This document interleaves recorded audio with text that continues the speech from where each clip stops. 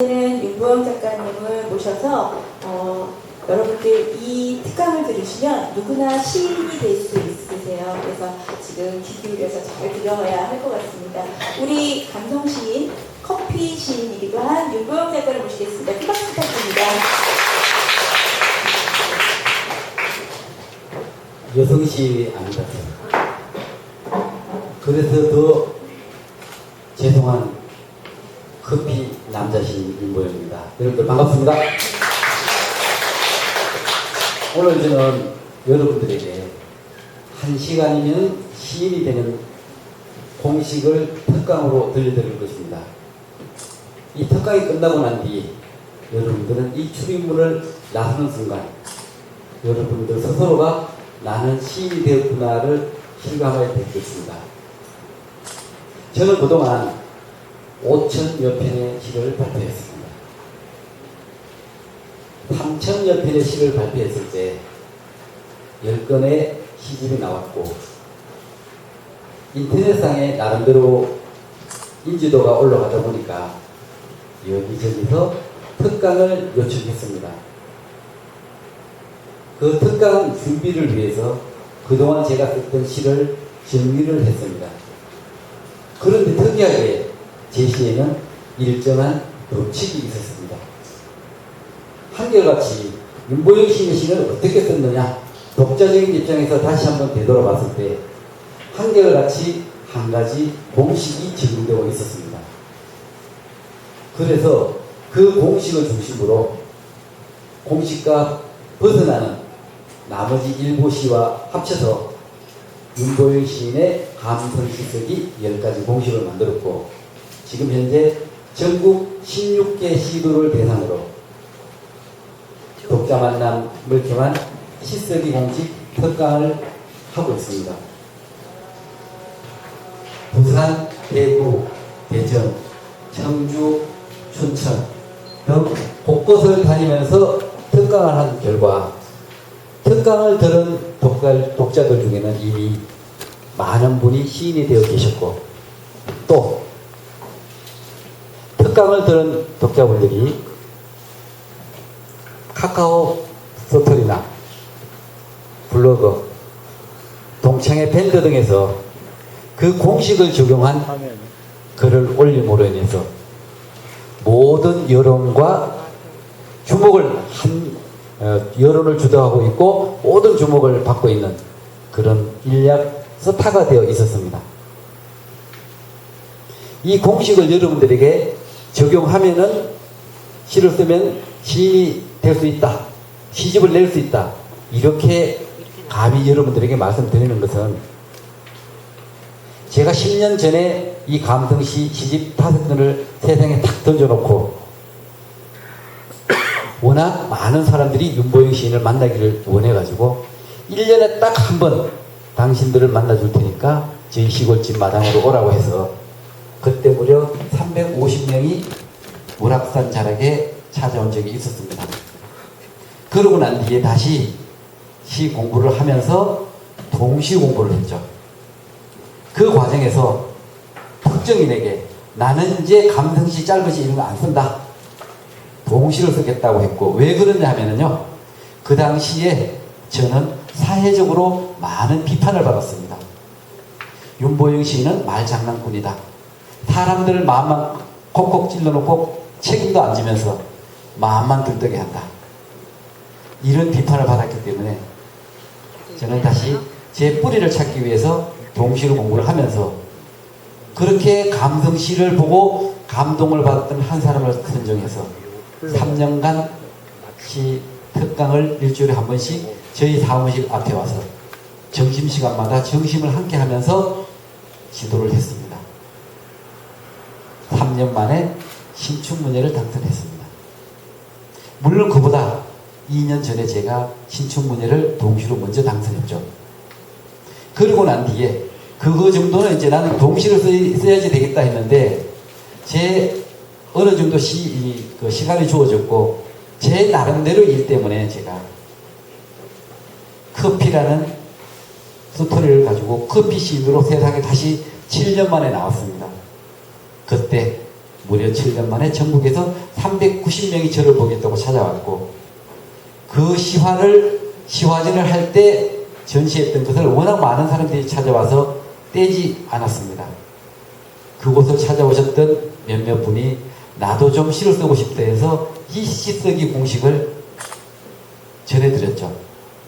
연세가 72살 되신 분, 75살 되신 분, 그리고 67살 되신 분입니다. 이 공식을 적용해서 시를 쓴 지 72살 되신 어르신께서 8개월 만에 시집을 냈습니다. 11월 달에 시집을 내고 12월 달에 재판을 했고, 지금 일주일 전에 만나 뵀는데 3판을 찍어야 된다고 합니다. 그분은 지금 다니면서 시특강을 하고 있습니다. 또 75살 되신 분은 12월 달에 시집을 내고 출판사와 계약을 했고, 67살 되신 분은 8월 달에 출판 기념회 예약을 했습니다. 이 시쓰기 공식을 적용해서 시를 쓸 때 누구나 다 시를 쓸 수 있다는 겁니다. 그 외에도 곳곳에서 많은 바람이 일어나고 있습니다. 여러분들은 내가 시를 쓸 수 있겠구나, 나도 시인이 될 수 있겠구나, 그 생각 하나만 가진다면 누구나 다 시인이 될 수 있습니다. 지금은 감성 시대입니다. 감성이 통합니다. 감성의 자극은 시를 통해서 이루어질 수 있습니다. 어떤 시를? 짧은 시를. 하지만 아무리 짧다고 해도 독자가 없으면 안 됩니다. 읽어주는 독자가 있을 때 그 시는 살아있는 시가 됩니다. 생명력을 갖게 됩니다. 우리가 강원도로 갈 때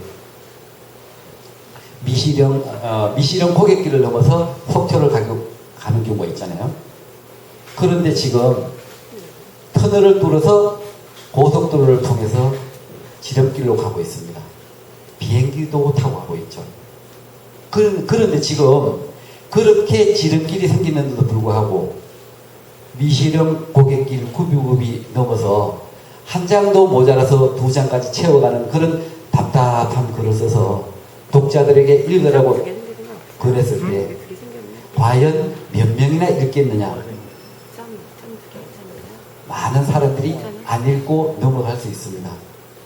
그러면 우리가 감히 비행기 타고 가는 그런 몇몇 정말 뛰어난 작가만큼은 글을 쓰지 못하더라도 고속도로 정도는 지나서 독자들을 만날 그런 어떤 역량을 가져야 되지 않겠습니까? 그죠? 그래서 오늘 여러분들에게 제가 이 10가지 공식을 전해드릴 것입니다. 그 10가지 공식 중에 90%가 제1공식을 적용해서 시를 썼습니다.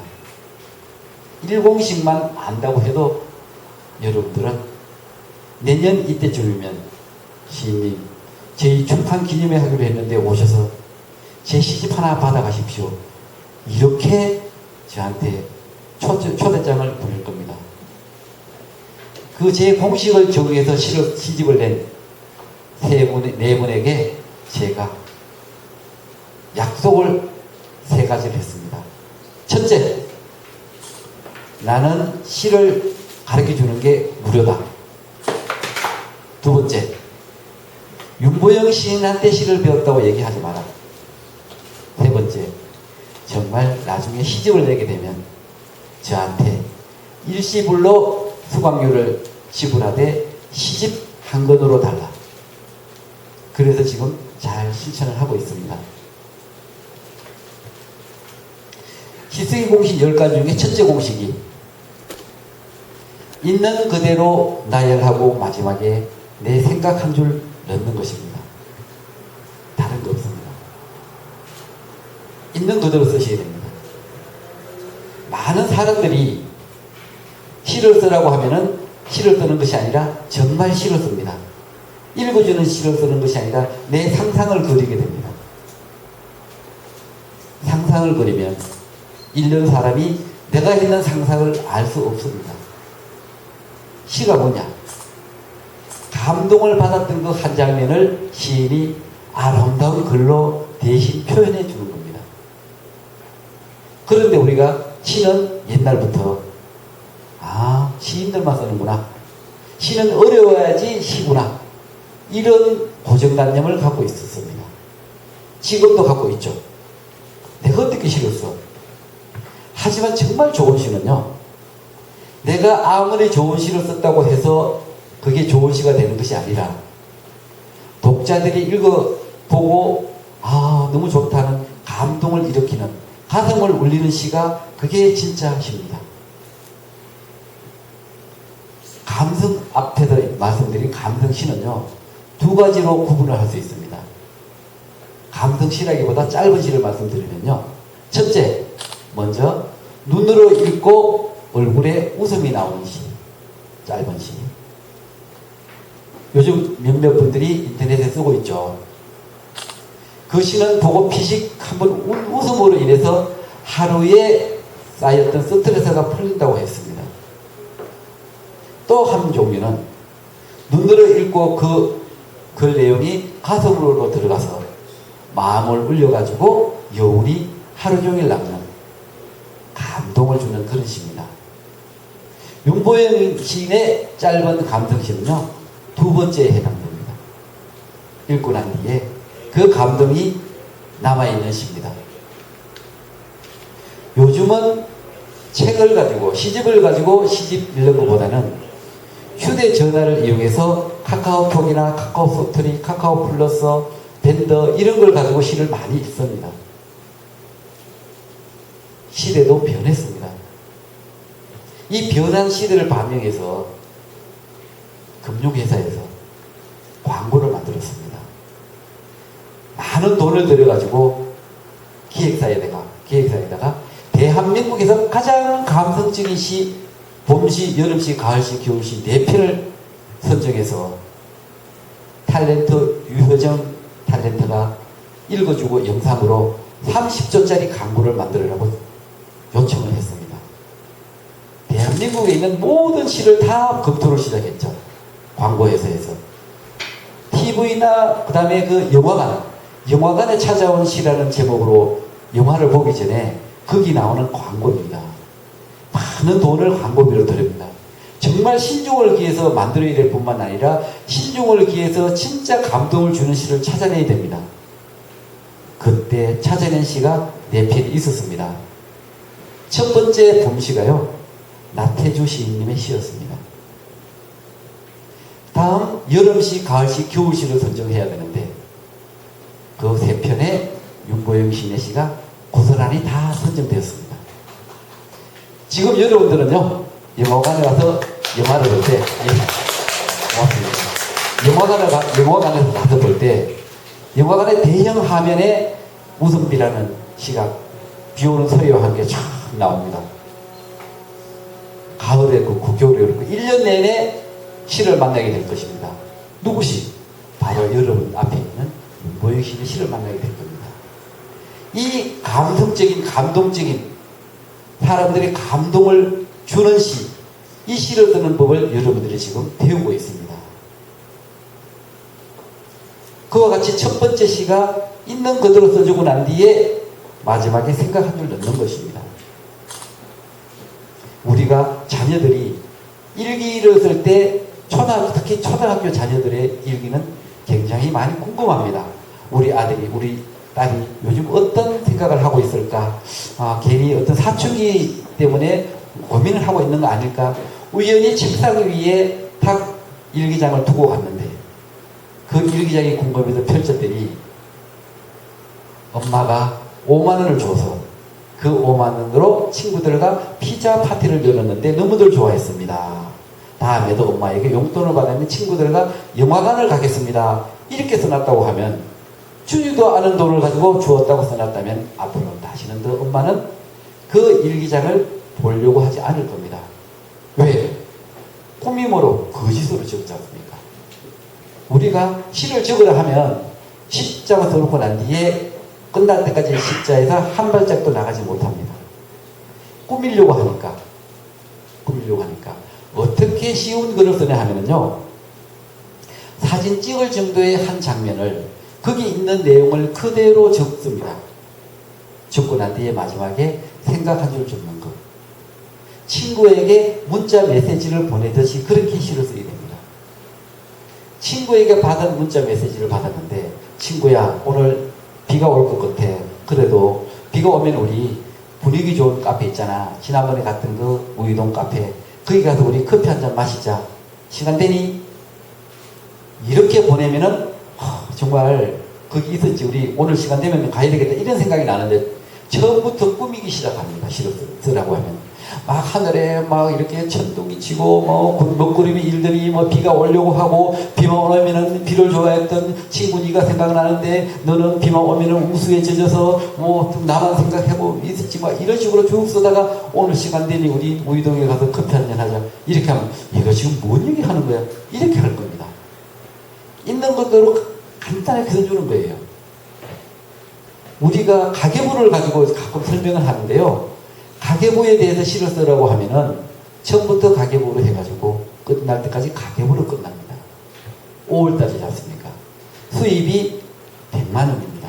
지출은 어린이날 3만 원, 어버이날 25만 원, 시어른, 그러니까 시어른이죠. 시어른 생신 30만 원, 전기료 15만 원, 관리비 20만 원, 지출 120만 원, 마이너스 20만 원. 이렇게 쓰면 그게 가계부입니다. 여러분들이 가계부를 쓰는 것이 아니라 이제는 앞으로 메모를 하셔야 됩니다. 메모가 되려면 밑에다 어떻게 합니까? 다음 달은 돈을 아껴야 되겠다. 이렇게 쓰면 이게 메모입니다. 메모. 근데 그게 시가 되기 위해서는요, 그 메모를 감성적으로 생각으로 써야 됩니다. 내 생각으로. 이번 달은 가계부도 마음이 무겁겠구나. 이렇게 쓰면 이게 바로 시가 되는 겁니다. 가계부에 대해 시를 쓰려면 가계부라는 것은 농협에서 가계부를 하나 받아가지고 거기다가 쓰는데 맨날 짜증만 나고 사야 되는데 300원씩 사고 200원은 전락했다는 더 싼 데 가서 이런 거 쓰는 것은 가계부죠. 가계부를 쓰려는 것이 아니라 메모를 쓰되 마지막에 메모를 감성적인 내용으로 적어달라는 겁니다. 실제 이 독자들이 좋아하는 시를 가지고 예를 들어 보겠습니다. 텃밭이라는 시가 있습니다. 여러분들 아마 다 한 장씩 나눠 들었죠? 그 텃밭을 보면 이렇게 썼습니다. 텃밭 공부요. 마음 한자리에 텃밭을 일구었죠. 사람들이야 곤추며 상추를 심겠지만 나는 그대를 심겠습니다.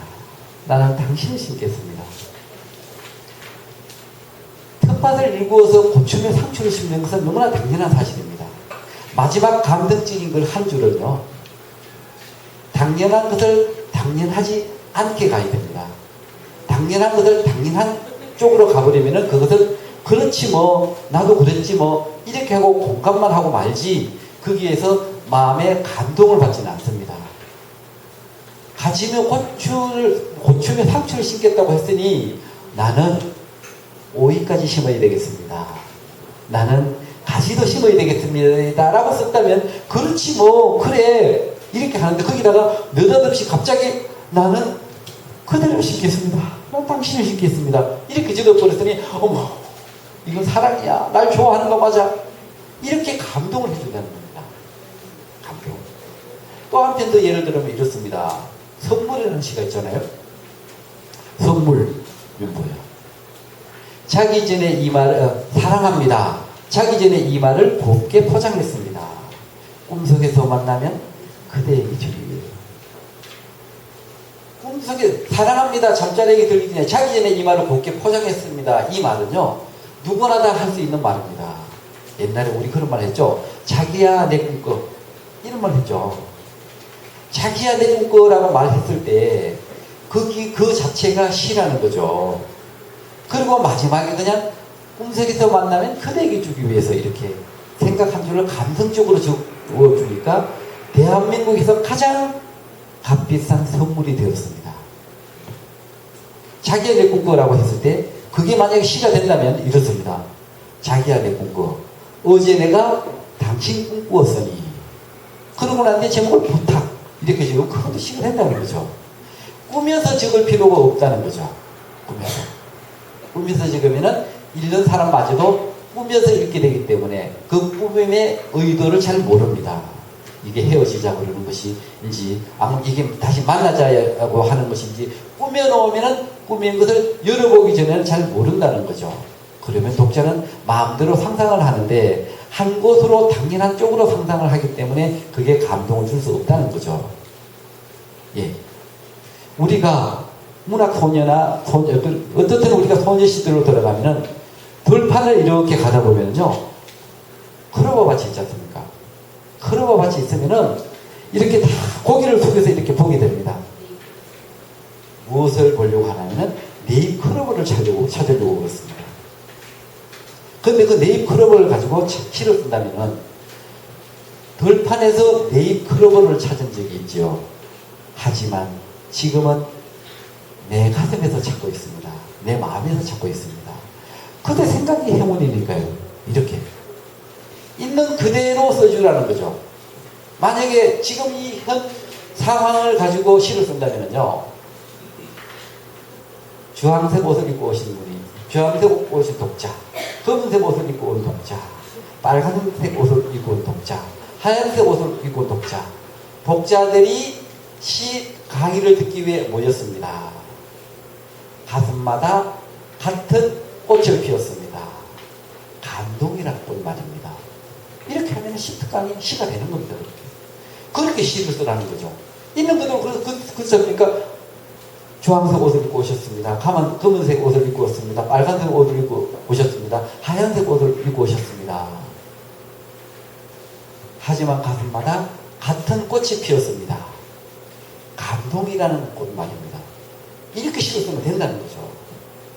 그게 시특강에 대해서 윤보영 시인의 시특강을 가기로 했는데 뭐 차가 막혀서 여기저기 돌아다니다가 주차도 못해가지고 왠지 짜증부터 났는데 올라오는 뒷는너가 쫓고 했는데 와보니까 넓은 광장에서 다시 한번 놀랐는데 윤보영 시인의 시를 읽어보니 또 다시 한번 감동이 왜 이렇다. 그 시를 읽고 난 뒤에 가슴에 꽃이 피었다. 이거보다는요, 그대로 있는 그대로 했다면은 이런 광경을 알고 이와 비슷한 광경에서 어머 정말 다들 감동받네 라고 느꼈다면은 그 가슴에 감동의 꽃이 피었다는 말에 대해서 다 공감을 해준다는 거죠. 꾸미지 않는다는 거죠. 꾸밈은 꾸밀 때부터 꾸밈이 들어가는 겁니다. 나는 꾸민 시를 싫어하는데 나는 꾸민 시를 쓰고 있습니다. 사람들이요, 이렇게 문학 동아리 같은 데 다는 아니지만 시를 쓰는데 그 시인들의 몇몇 분은요, 그 동아리 만약에 10분이 모여서 시집을 하나 냈다면은 내 시 말고 내가 낸 10편 말고는 다른 사람 시는 잘 읽어주지도 않습니다. 그런데 문제는 이 동아리 시집을 누구에게인가 딱 줬을 때 많은 사람들이 받은 사람이 그 시를 첫 편만 읽어보고 그 뒤로는 시를 안 읽는다는 거죠. 왜? 나하고는 전혀 상관도 없는 일이기 때문에. 시를 좋아하는 사람들에게 시를 얘기하고, 또 운동을 좋아하는 사람들에게는 운동을 좋아하고 운동 얘기가 좋고, 등산을 좋아하는 사람들에게는 등산 얘기가 좋습니다. 우리가 가끔 형제들 간에 모이거나 친구들 간에 모이거나 동창들 간에 모였을 때 거기서 누군가 이렇게 계속 얘기를 하는데 공감이 안 가는 얘기를 하는 분이 계십니다. 근데 자기는 자기의 직업적인 얘기나 모든 좋아하는 것을 계속 얘기를 하는 경우가 있는데 반응을 보면 하품하고 있는 거죠. 공감이 안 간다는 거죠. 그 공감가는 정말 감동을 느꼈던 그 한순간을 아름다운 글로 이렇게 표현해 줄 때 그게 시가 된다는 거죠. 제 시 중에 많은 사람들이 좋아하는 커피라는 시가 있습니다. 커피에 설탕을 넣고 크림을 넣었는데 싱겁군요. 아, 그대 생각을 빠뜨렸군요. 커피에 설탕을 넣고 크림을 넣었는데 싱겁군요. 아, 그대 생각을 빠뜨렸네요. 여기서 커피에 설탕을 넣고 크림을 넣었는데 싱겁다는 말은요, 이미 우리가 일상에서 많이 하고 있는 말입니다. 그런데 이게 시가 되는 이유는 아가야 싱겁다라고 했을 때 예 어머니 하고 뛰어가면서 설탕을 갖다 드렸기 때문에 시가 안 되는 거고, 제가 이게 시가 된 것은 예 어머니 사랑이 부족했죠 하면서 커피 설탕을 넣어 드릴 때는 이게 시가 된다는 거죠. 마지막에 당연히 설탕을 갖다 드리거나 크림을 갖다 드리는 것이 아니라 아, 그새 생각을 빠뜨렸군요 하고 전혀 반전시키는 것은 감동적인 함유를 넣었기 때문에 이게 국민 커피시가 되는 겁니다. 어떤 분이 그 커피시 밑에다가 이런 댓글을 달았습니다. 라면, 홍길동, 펄펄 끓는 물에 면과 서프를 넣고 계란과 대파를 넣었는데 맛이 싱겁군요. 아, 농부의 마음을 빠뜨렸군요. 이렇게 썼습니다. 근데 만약에 저보다 먼저 그분이 이 라면이라는 시를 썼다면 저는 커피시를 쓸 수가 없을 뿐만 아니라 그 라면 시인은 지금 광고회사에서 라면 광고를 할 겁니다. 그렇지 않습니까? 그죠? 시는 우연한 곳에서 나옵니다. 우리가 시상을 잡을 때 절대적으로 멀리서 찾지 말고 가까운 데서 찾아야 됩니다. 모든 게 다 시입니다. 시상입니다. 시계, 안경, 머리, 얼굴, 미소, 코, 눈, 입, 옷, 모자. 이 중에 시가 안 되는 게, 시상이 안 되는 게 아무것도 없습니다. 시상만 안 되는 것이 아니라 그게 시로 탄생했을 때 많은 사람들이 쉽게 공감을 합니다. 왜? 이거 하는 거니까. 저기 뭐 우주적인 얘기 막 이렇게 상상, 뭐 외로움이 하늘에서 날아와서 내 가슴으로 들어와서 나를 천지진동을 시켜가지고 나를 더 외롭게 시키더니 비를 내리게 하고 막 이렇게 상상을 하면 내가 그 상상을 따라가지 못합니다. 있는 대로 예를 들어서 이 안경을 가지고 말하면은 오늘은 그대 생각하는데 안경도 무겁구나. 요거만 써도 사람들이 맞아. 사람들은 안경을 더 자세히 보기 위해 쓰고 나는 나는 더 자세히 그러니까 사람들은 더 자세히 보기 위해 안경을 쓰고 나는 더 자세히 보기 위해 눈을 감는다. 이렇게 하면 이것도 시가 되는 거예요. 이렇게. 뭐든지 예를 들어서 산을 올라가다가 커다란 나무가 있습니다. 나무가 있으면은 우리 그런 거 잘하죠. 아, 그렇구나. 아름드리 참나무를 두 팔로 안았더니 책임지라 하는군요. 이 나무가 그대였으면 참나무라는 이 글 한 편 가지고 그 대전에서 천적 산골까지 찾아온 사람이 있었습니다.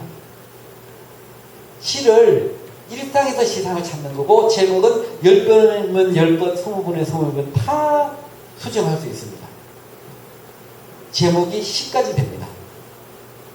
시를 쓰려고 하는 것이 아니라 메모를 하십시오.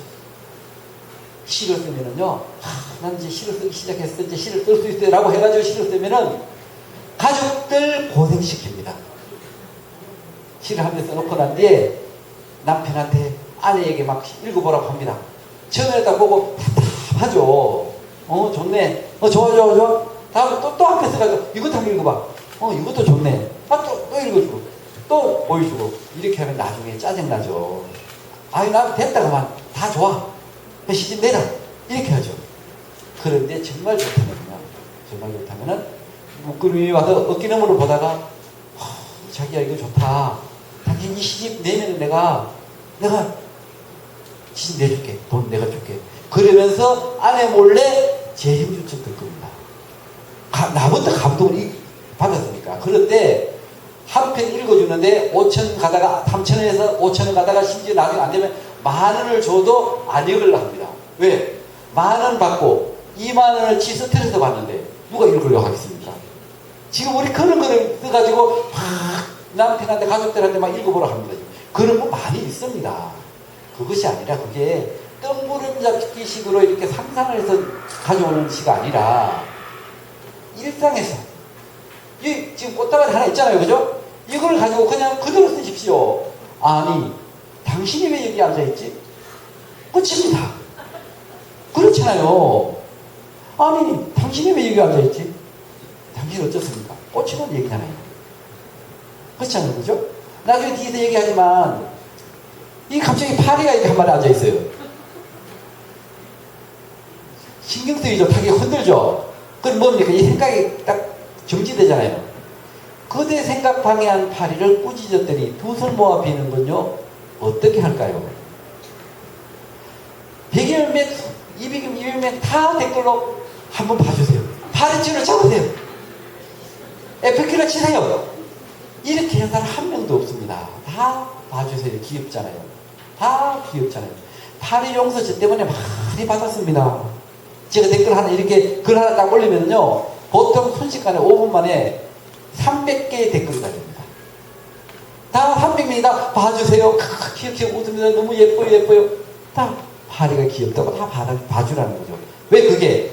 우리가 일상에서 파리가 이렇게 손을 비비는 것을 봤기 때문에 그걸 이해를 하는 거예요. 그래서 일상에서 찾아 이렇게 쉽게 만난 것을 시상으로 하라고 하는 거고요. 한 가지 좀 더 이렇게 더 가르쳐 드린다면, 시에서는 쓰지 말아야 될 단어들이 있습니다. 그 시를 읽었을 때, 그 단어를 만났을 때 뭔가 엉뚱한 상상을 하거나 혐오감을 주는 것은 안 쓰는 게 좋습니다. 피, 신. 그 다음에 예를 들어서 샤워 같은 단어, 목욕. 이런 거는 사람들이 그 시를 읽으면서 작가의 엉뚱한 생각을 한다는 거죠. 그런 건 물론 의도적으로 쓰는 경우도 있습니다. 그러나 우리가 감성시에서는 의도적이 아니라 일단 갑자기 어머 라고 이렇게 확 주저앉을 정도의 시로 써야 되는 거죠. 저는 늘 독자가 주인공이 시를 씁니다. 여러분들도 나중에 독자가 주인공을 쓰십시오. 주인공이 시를 쓰십시오. 내가 정말 사람들이 좋아하는 시가 있었는데 너무 독자들 숨을 확 막혀서 잘못하면 죽을지 모르는, 제가 책임을 못 지니까 발표를 제가 안 하는 시가 있습니다. 처음에는 그걸 발표했죠. 빈 엽서라는 시입니다. 빈 엽서. 나 죽거든. 내 무덤에 빈 엽서 한 장 묻어줘. 죽어서도 그대가 그리웠다는 편지를 적게. 이걸 탁 이런 순간에 이런 독자가 어머 라고 하고 한동안 숨이 막혔답니다. 얼마나 그리워했으면은, 나를 그렇게 쫓아다녀 따라다녔던 그 모심애가 이런 기분이었을까? 죽어서도 그립다고 무덤에 편지를 써주겠다고 엽서를 묻어달라고 할 정도일까? 이것 때문에 주저앉았다는 거죠. 괜히 제가 시 이렇게 발표했다가 사람 한 명 죽게 만들면 안 되잖아요. 그래서 제가 여러분들에게 사람들이 좋아하는 시 15편 정도를 시화로 만들어가지고 이렇게 드렸는데, 거기에 그 시를 감히 못 넣습니다.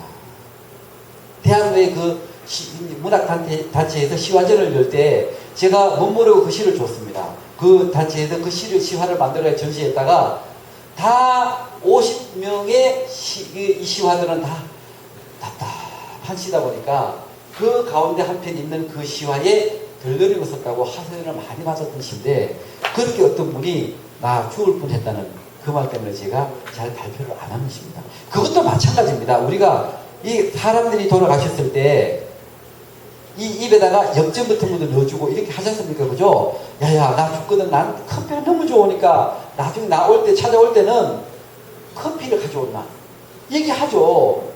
우리 아버지는 담배를 너무 좋아하셔가지고 그 담배 생각나면 피우시라고 꼭 담배를 올려놓습니다. 이런 말 하시는 분 계세요. 그런 분들이 다 지금 시를 쓰고 있다는 거죠. 그렇게 나 죽거든. 내 무덤에 빈 엽서 한 장 묻어줘. 이거는 있는 그대로 썼다는 거죠. 그럼 마지막에 뭡니까? 죽어서도 그대가 그리웠다는 편지를 적게. 이 말이 시가 되게끔 만들었다는 거죠. 제가 시를 쓰다가 스토리가 필요한 거예요, 이제는. 아, 윤건영 시인이 감성시를 짧은 시를 쓰는 대가다. 이런 건 잘 알려졌는데, 이제는 이 인터넷 시대에서 스마트폰, 그러니까 휴대전화 시대에서 너나 할 것 없이 다 짧은 시를 막 쓰는 거예요. 그래서 저는 동시를 쓰겠다고 7년간 잠깐 잠적을 했었죠. 그래 나올 때 뭐를 가지고 나가서 사람들을 깜짝 놀라게 만들까라고 생각했던 게 바로 커피시였습니다. 그래서 커피시를 가지고 1년에 1300편의 시를 써가지고 매일같이 카카오 스토리에다가 2편씩 올려주고, 그게 4권의 시집을 발표해서 무료로 나눠주고, 이렇게 해서 일약 대한민국 최고의 커피 시인이라는 타이틀을 딱 얻었습니다. 그러다 보니까 이 커피 시가 곳곳에서 카페에서 만날 수 있는 거예요. 우리 직원들하고 같이 이렇게 커피를 마시러 갔는데 밥을 먹고, 그 카페에 제 좋은 사람이라는 시가 쫙 붙어 있는 거예요. 좋은 사람. 이거 뭐예요? 나는 커피를 아는 사람이 좋다. 나는 커피를 좋아하는 사람이 좋다. 나는 커피를 즐길 줄 아는 사람이 좋다. 나는 커피를 같이 마시자고 하는 사람이 제일 좋다. 이런 식으로 딱 시화로 딱 만들어지가 붙어 있었습니다. 그게 벽에 붙어 있는 거예요. 근데 우리 옆에 직원이 딱 하는 말이, 과장님, 저는 저 아래에 한 줄 더 있었으면 좋겠습니다. 그래서 그 직원들은 제가 시인인지 모르니까, 그래서 뭔데요? 라고 물으니까 하는 말이 끝에, 나는 돈을 내는 사람이 제일 좋다. 그래가지고요, 제가 그날 돈 냈습니다. 그 뒤로, 돈을 내는 사람이 제일 좋다는데, 아예 우리 직원들한테 강의 가끔 나가서 이렇게 부득이하게 강의를 받는 경우가 있습니다. 저는 지금부터 연말까지 거의 한 30, 40차례의 특강이 예정되어 있는데, 대부분이 다 재능기부입니다. 재능기부를 조건으로 강의를 해줍니다. 부득이하게 강의를 받아야 될 때, 그 강의를 받을 거 가지고 커피를 사줍니다. 사주다 못해 아예 거기 여론을 주도하는 사람에게 제가 카드까지 맡겨서 내가 못 갈 경우에 알아서 하시고 오십시오. 그것도 지나쳐가지고 아예 카페에다가 10만원짜리 티켓을 끊어가지고 주면서 이걸로 마음대로 드십시오 하고 나눠줍니다. 왜? 돈을 내는 사람이 제일 좋다는데. 근데 카페에서 어떤 사람이 좋습니까? 커피를 같이 마시자고 하면서 여기 와 있는 사람이 제일 좋지 않습니까? 그죠? 그러니 그 시화를 거기다 딱 붙여놨던 겁니다. 이렇게 있는 그대로 좋지 않습니까? 난 커피를 아는 사람 좋아. 난 커피를 좋아하는 사람 좋아. 나는 커피를 즐기는 사람이 좋아. 나는 커피를 같이 마시자고 하는 사람이 제일 좋아. 이런 말 얼마든지 할 수 있잖아요. 근데 그 끝에서 마지막에 뭡니까? 나는 돈을 내는 사람이 좋아. 얼마든지 가능한 거죠. 너라는 시가 있습니다. 예쁩니다. 아름답습니다. 지적입니다. 멋있습니다. 우아합니다. 분위기 있습니다. 당신이 그렇습니다. 당신을 보니 사실입니다. 이게 너라는 시입니다. 너라는 시. 거기에서 뭐가 어느 것 하나 꾸민 거 있습니까? 사실이면 예쁘잖아요. 모자도 딱 안 그래도 예쁜데 모자까지 썼으니까 얼마나 아름답습니까? 참 너무 이 꽃까지 달았으니 정말 향기가, 바람을 봐도 향기가 납니다. 나도 근데 너무 이 머리 스타일이 참 청순하게 소녀처럼 이렇게 고등학생처럼 여고생처럼 이렇게 너무 상큼한 표정입니다. 웃는 모습이요 정말 멀리서 보면 백합 같은 향기가 막 나한테 막 다가옵니다. 이렇게 너무 좀 우아합니다. 분위기 있습니다. 예, 정말 커피 한 잔 마실까요? 이런 말을 건네고 싶도록 이렇게 분위기 있습니다. 예, 참 이런 것들을 있는 그대로 한 거죠. 이런 말을 들으면은 그 자리에서는 야야 지금 내 나이가 있었는데 그런 말 하지 마라. 이렇게 하면 집에 가서 거울을 딱 보면서 그 친구 정말 보는 눈에 있어. 이렇게 얘기하죠. 그런데 이거 네가 그래, 너 지금 그래 이게 아니라 너를 보니 사실이라고 해놨으니 이게 너라는 시죠. 여러분들 아마 그 너라는 시 있죠. 그게 그런 시입니다. 있는 그대로 펼쳐놓고 마지막에 생각할 게 없는 겁니다. 여러분들 가끔 요즘 단추 잘 안 들죠. 근데 우리 아들이 단추가 떨어지면은 내 단추는 떨어지면 그냥 옷을 버릴지 몰라도 우리 아들 단추가 떨어지면 단추를 답니다. 단추를 달다가 무슨 생각을 했는지 알아? 아니, 이 단추가 너였다면 내 가슴에 달았을 텐데. 단추라는 시입니다.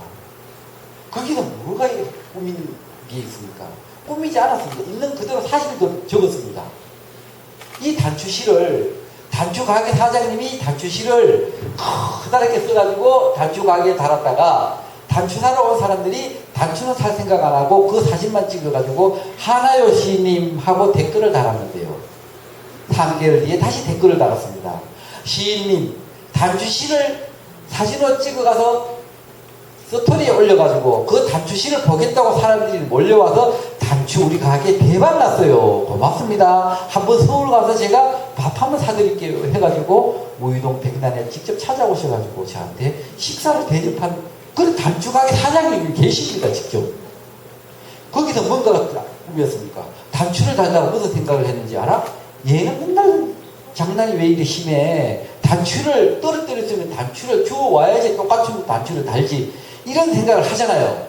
그런데 지금 오늘부터는 여러분들이 시인이니까 그 단추를 찾아와야지 하고 애 많은 남편, 열심히 일하는 남편 잔소리 하지 말고 생각으로라도 단추가 당신이었다면 그래 당신 수고해서 내가 어루만져 줄 건데 이런 감성적인 말로 적어주라는 거죠. 이렇게 우리가 이와 같이 있는 그대로 적어준 시가 제 글의 90%입니다. 어렵게 생각하지 마십시오. 두 번째 공식은요, 내가 답을 안 합니다. 시침이 뚝 떼고 뒤로 물러섭니다.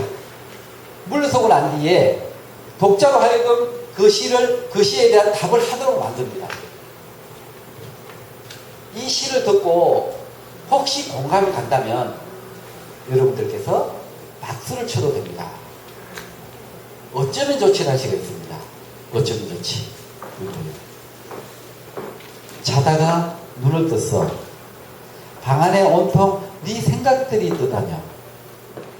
생각을 내보내려고 창문을 열었더니 창문 밖에 있던 네 생각들이 오히려 밀려 들어오는 거야. 어쩌면 좋지. 어쩌면 좋지. 다시 한번 읽어볼게요. 어쩌면 좋지. 이거요. 자다가 눈을 떴어. 방 안에 온통 네 생각만 떠다녀. 생각을 내보내려고 창문을 열었어. 그런데 창문 밖에 있던 네 생각들이 오히려 밀려 들어오는 거야. 어쩌면 좋지. 마음에 들으면 박수 쳐도 된다고 했는데요.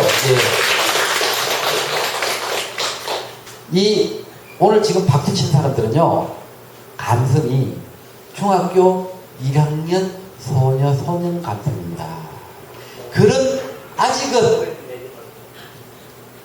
덜 것도 아니라 이슬 같은 새싹 같은 파릇파릇한 이 감성을 가진 자기 자신을 위해서 다시 한번 박수 부탁드리겠습니다.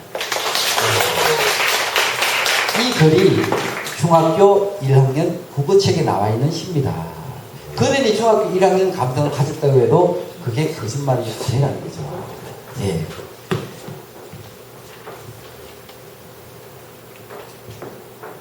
알 수 없는 길이, 나오는 길도 모르면서 자꾸 그대 마음속으로만 들어가네. 어떡하면 좋지? 나오는 길도 모르면서 자꾸 그대 마음속으로만 들어가네. 어떡하면 좋지? 이런 것입니다.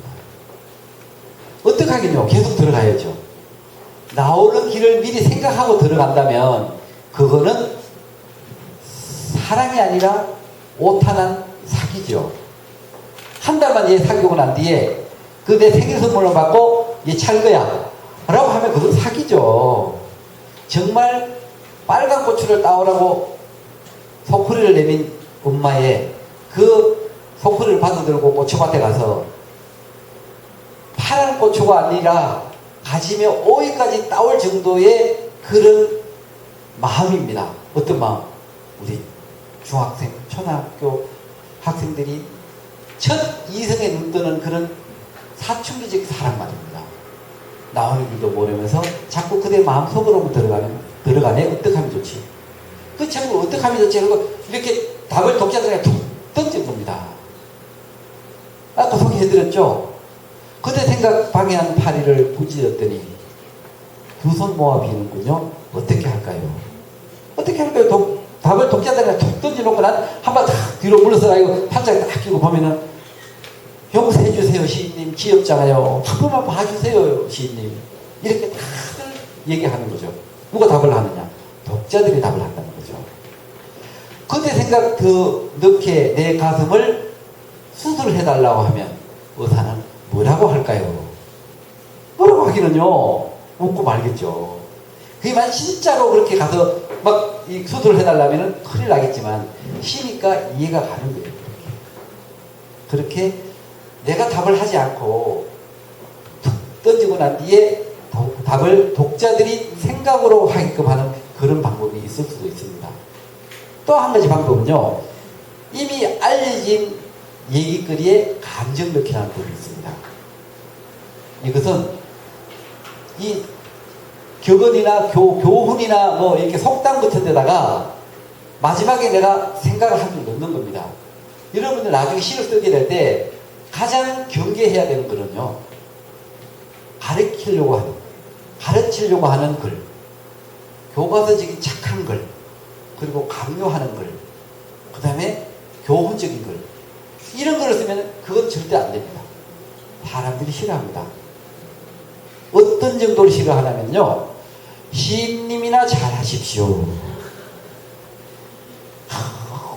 뭐 아침에 일어나는 새가 뭐 싱싱한 먹이를 찾습니다. 그래서 우리도 빨리 일어나야 됩니다.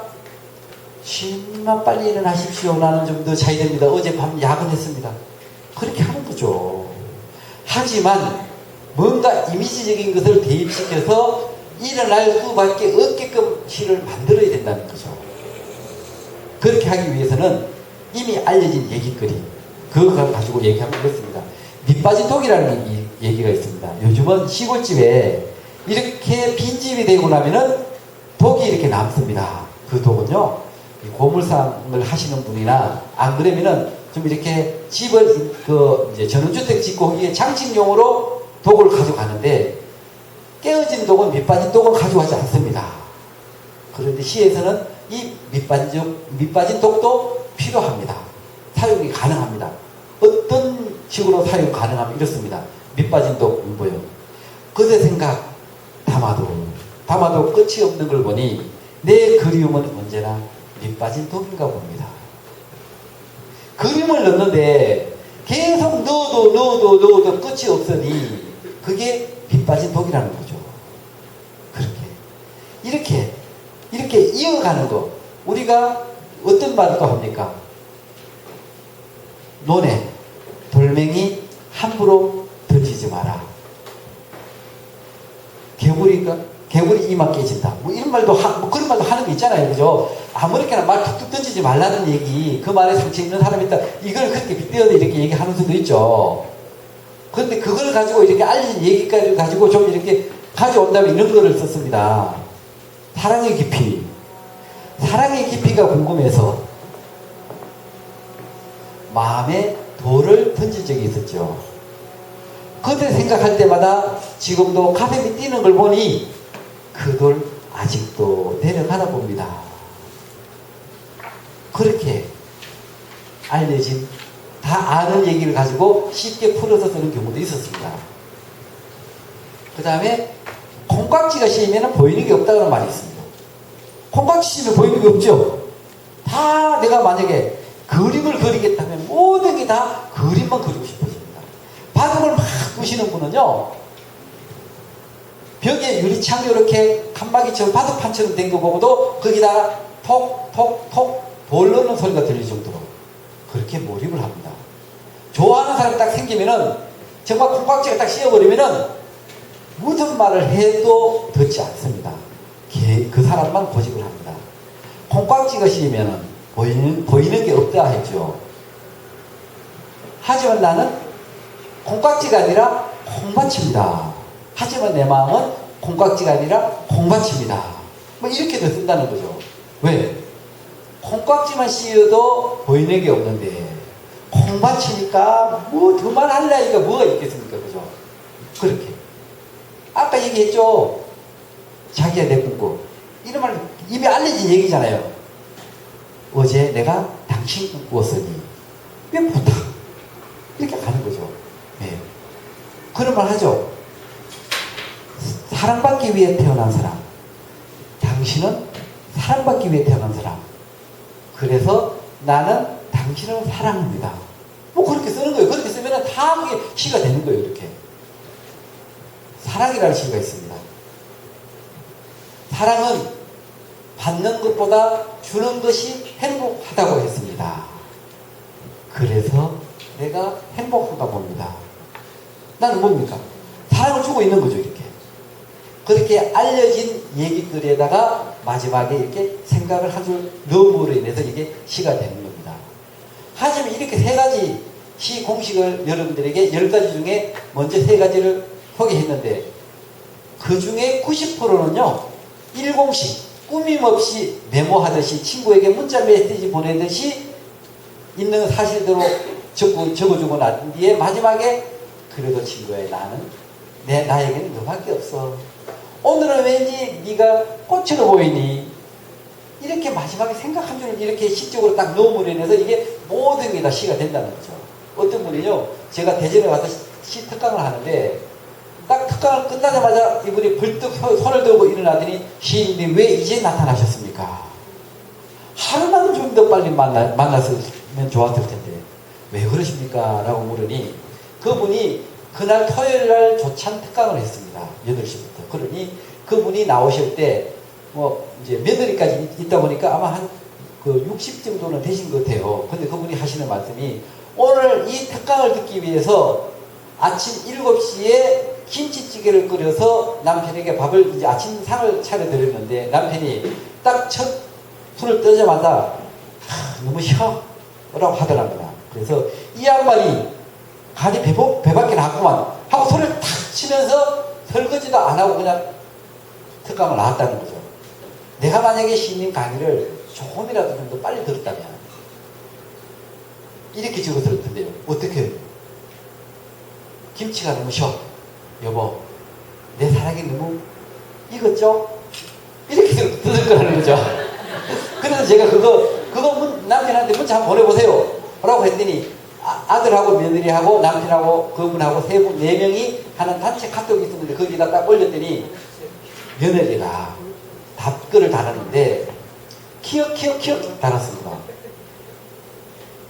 우리 시어머니 얼마나 귀엽습니까? 키읔 귀엽잖아 못하잖아요. 그래 다 생략하고 키읔 달고 남편은 사람이 좀 튕기는 맛이 있어야지 그래 잘 다녀와요 이렇게 댓글을 딱 달았다는 거예요. 여러분들 이제는 그와 같이 김치가 너무 쉬워 여보 내 사랑이 너무 익었죠? 이렇게 예쁘게 시를 쓰시라는 거죠. 마지막으로 여러분께 딱 하나 부탁드립니다. 절대 시를 쓰는 것이 아니라 메모를 합니다. 있는 사실대로 꾸며서 하지 말고 사실대로 메모하고 마지막에 생각 한 줄을 넣는 겁니다. 그랬을 때 여러분들은 이분을 나서는 순간 시인이 된 그 감정을 이어가서 1년 뒤에 시집을 낼 수 있을 것입니다. 그렇게 메모한 것을 제가 제 명함 받았죠. 그 명함에 있는 어떻게 해서 시가 됩니다라고 답을 드릴 겁니다. 그냥 시인님 이게 시가 됩니까? 라고 묻는 자체도 시가 됩니다. 시인님 저는 시인님 시를 읽어보니 다 연애에 대한 시만 있습니다. 저는 연애를 못 해봤기 때문에 시를 못 쓰겠습니다. 그렇게 댓글 달은 거 답을 문자로 보낸 거 그것도 시가 됩니다. 연애를 하지 않아서 시를 못 쓰겠다고요? 그러면 연애하십시오. 시와 연애하시면 되잖아요. 그러면 여러분들은 다 시인이 될 수 있습니다.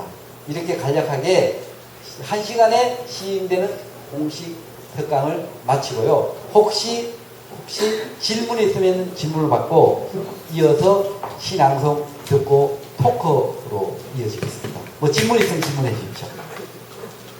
혹시 뭐든지 좋습니다.